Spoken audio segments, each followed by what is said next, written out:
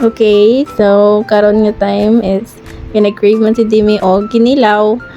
Tapos nag-crave man pud si Papa, so nag-atometerya sa palengke karon. Okay, sa wet market.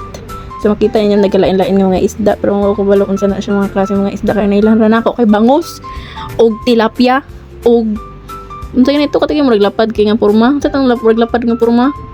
Katong sa to.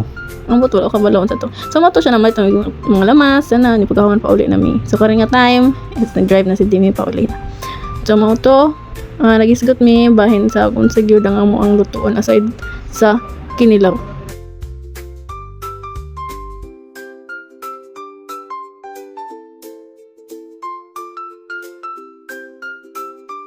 Kaya naglimpyo man siya dara kapakon sa nako siya para makaparibalos po ko sa iya kasi siya mang paksa kong lubot.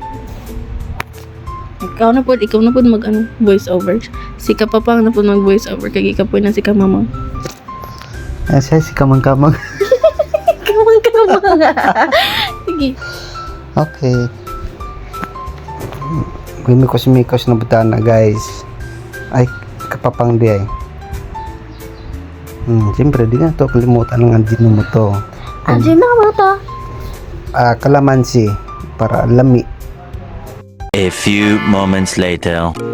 Okay, muna na mga kapapang ang final look. So, lami kayo.